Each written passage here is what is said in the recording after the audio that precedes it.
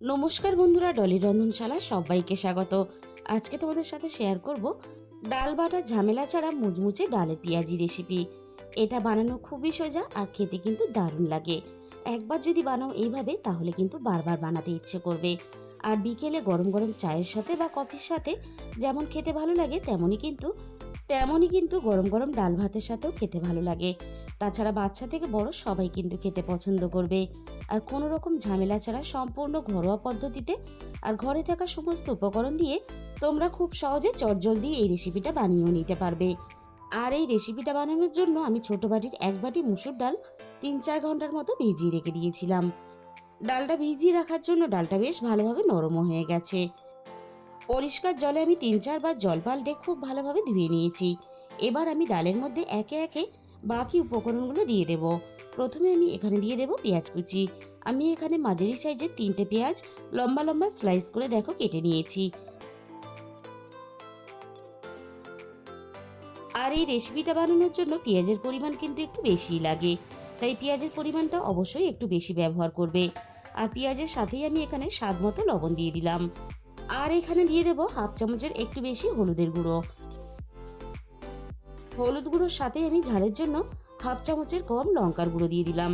ঝালের পরিমাণটা অবশ্যই নিজেদের স্বাদ মতো ব্যবহার করবে। এবার আমি এখানে দিয়ে দেব 1 চামচ ধনে গুঁড়ো।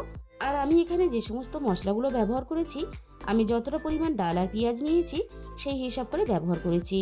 আর তোমরা যখন এই রেসিপিটা বানাবে, পেঁয়াজ আর ডালের পরিমাণ বুঝে মশলার পরিমাণটা বাড়িয়ে বা কমিয়ে নেবে। আর ধনে গুঁড়োর সাথেই আমি এখানে 1 চামচ জিরে গুঁড়ো দিয়ে দিলাম। সব শেষে আমি এখানে 1 চামচ গরম মশলার গুঁড়ো দিয়ে দিলাম। আর ঝালের জন্য আরও 3টে আমি এখানে কাঁচা লঙ্কা কুচি দিয়ে দিলাম। আর এখানে দিয়ে দেব 1 চামচ রসুন বাটা। আমি এখানে রসুনটা বেটে ব্যবহার করলাম, তোমরা চাইলে কিন্তু রসুনটা থেতো করেও ব্যবহার করতে পারো। এবার আমি এখানে সব কিছু হাত দিয়ে ভালোভাবে চটকে মেখে নেব। এখানে কিন্তু আমি কোনো রকম জল ব্যবহার করব না।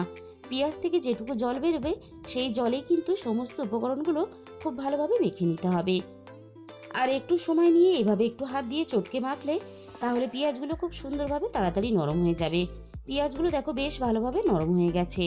এবার আমি এখানে দিয়ে দেব ছোট বাটির 1 বাটি পরিমাণ বেসন। আমি এখানে যতটা বেসনের প্রয়োজন হবে ঠিক ততটাই কিন্তু ব্যবহার করব। আর এই রেসিপিটা বানানোর জন্য বেসন কিন্তু ব্যবহার করতে হবে। বেসনটা এখানে বাইন্ডিংয়ের কাজ করবে, তাই বেসন কিন্তু অবশ্যই ব্যবহার করবে। এখানে আমার আরও একটু বেসনের প্রয়োজন, তাই আমি ছোট বাটির আরও 1 বাটি বেসন এখানে ব্যবহার করলাম।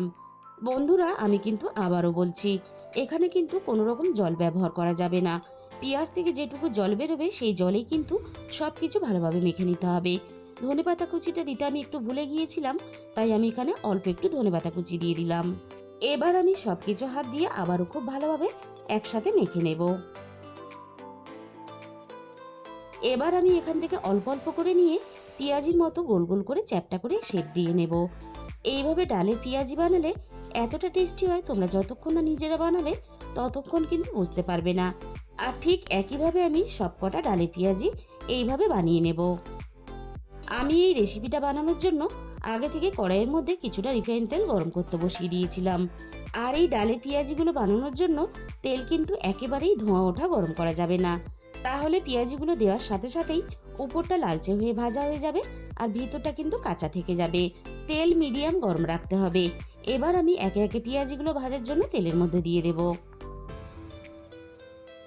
এবার আমি গ্যাসের ফ্লেম মিডিয়াম টু লোতে রেখে পেঁয়াজিগুলো ভেজে নেব। একটা সাইড আমি বেশ ভালোভাবে ভেজে নিয়েছি, অপর সাইডটা ভাজার জন্য আমি উল্টে দেব। আর সবগুলো পেঁয়াজি এইভাবে উল্টানোর সাথে সাথেই আমি কিন্তু খুন্তি দিয়ে এভাবে একটু চেপে দেব, তাহলে ভিতর থেকে সুন্দরভাবে ভাজা হয়ে যাবে। সবগুলো উল্টানোর সাথে সাথে ঠিক একইভাবে আমি চেপে দেব।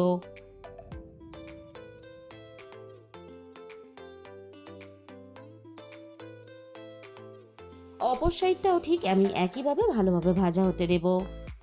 দুটো সাইডই আমি দেখো বেশ ভালোভাবে উল্টে পাল্টে মুচমুচে করে ভেজে নিয়েছি। এর থেকে বেশি আমি আর ভাজবো না, তাহলে পেঁয়াজগুলো অনেকটাই মুচমুচে হয়ে লালচে হয়ে ভাজা হয়ে যাবে, আর তার জন্য পেঁয়াজের মিষ্টি স্বাদটা নষ্ট হয়ে যাবে।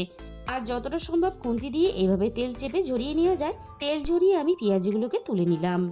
প্রথম ব্যাচেরটা আমার ভাজা রেডি হয়ে গেল, বাকিগুলো ঠিক একইভাবে ভাজার জন্য তেলের মধ্যে দিয়ে দেব। বন্ধুরা, আমি যেভাবে ডালের পেঁয়াজিগুলো আজকে বানাচ্ছি, ঠিক তোমরা যদি এইভাবে বানাও তাহলে কিন্তু দোকান থেকে আর কিনে খেতে লাগবে না। আর খেতে এতটাই টেস্টি হয়, তোমরা যদি একবার বানাও তাহলে বারবার তোমাদের বানাতে ইচ্ছে করবে, আমি তোমাদের গ্যারেন্টি দিয়ে বলতে পারি।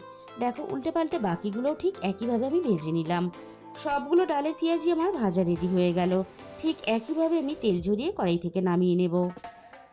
আর ডালের পেঁয়াজি বাড়িতে বানানো কতটা সোজা সেটা কিন্তু তোমরা দেখতেই পেলে।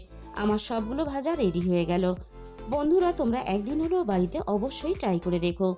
তাহলে বন্ধুরা, আজকের এই রেসিপিটা শেষ পর্যন্ত দেখার পরে তোমাদের যদি ভালো লেগে থাকে তাহলে ভিডিওতে একটা লাইক করে দিও, আর নিজেদের বন্ধুদের মধ্যে শেয়ার করে দিও। আর কমেন্টের মাধ্যমে জানিও তোমাদের কেমন লাগলো। আর যে সমস্ত নতুন বন্ধুরা এখনো পর্যন্ত আমার চ্যানেলটা সাবস্ক্রাইব করনি, এরকম সহজ ঘরোয়া রেসিপি পেতে আমার চ্যানেলটা সাবস্ক্রাইব করে আমার পাশে থাকার অনুরোধ রইল। আর তোমাদের মূল্যবান সময় দিয়ে আমার এই রেসিপিটা এতক্ষণ সময় ধরে দেখার জন্য তোমাদের সবাইকে অসংখ্য ধন্যবাদ।